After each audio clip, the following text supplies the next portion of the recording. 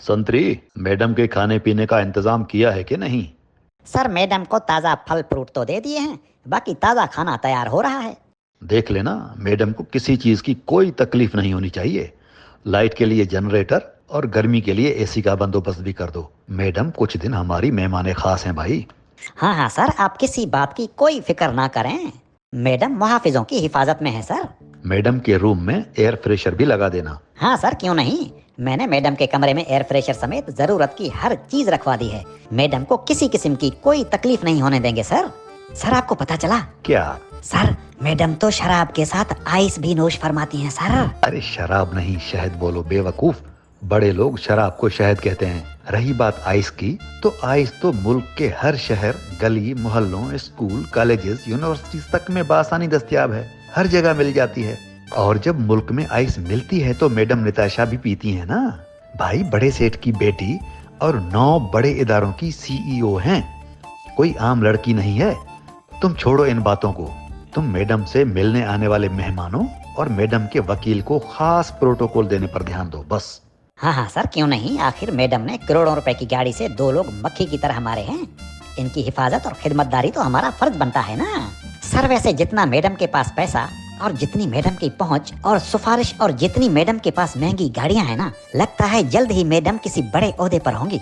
Sir मैं तो कहता हूँ मैडम को सिंध पब्लिक सर्विस कमीशन वालों से 17 या 18 ग्रेड वाली नौकरी खरीद कर दे देते हैं और किसी माल पानी वाले जिले की कमिश्नर या डिप्टी कमिश्नर लगवा देते हैं सर।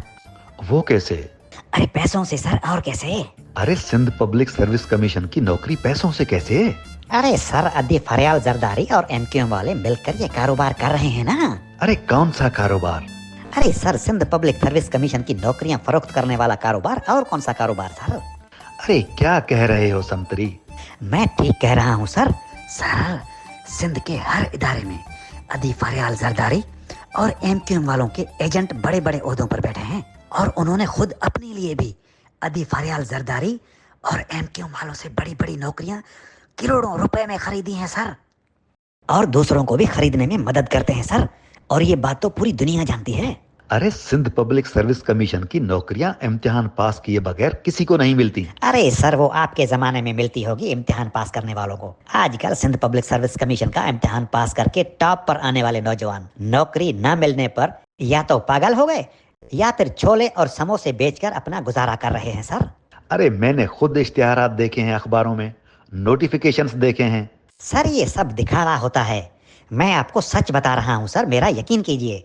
आजकल सिंध पब्लिक सर्विस कमीशन का इम्तिहान पास करने की कोई जरूरत ही नहीं सर। एसएसपी, एसपी, कमिश्नर, मुख्तियारकार, collector, assistant collector, port, revenue, police, मतलब आपको किसी भी डिपार्टमेंट में कोई भी नौकरी खरीदनी हो आप मुझे बताएं, मैं खरीद के दे दूंगा आपको। क्या बात करते हो? सर बुरा ना माने तो एक सच बात कहूँ। हाँ हाँ कहो संतरी।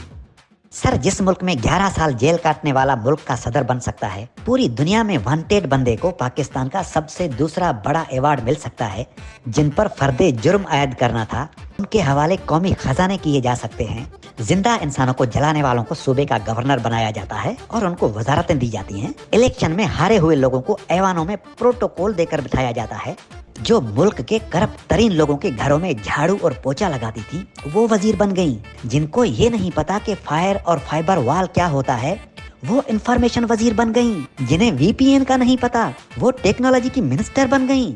तो sir Sindh public service commission हो या पंजाब पब्लिक सर्विस कमीशन हो, इनकी नौकरियां फरोख्त करना कौन सा मुश्किल काम है सर। सच कहते हो संतरी, लेकिन अपनी मर्जी से सोचना और सच बोलना छोड़ दो। पता है ना आजकल इस मुल्क में अपनी मर्जी से सोचने और सच बोलने वालों के साथ क्या किया जाता है।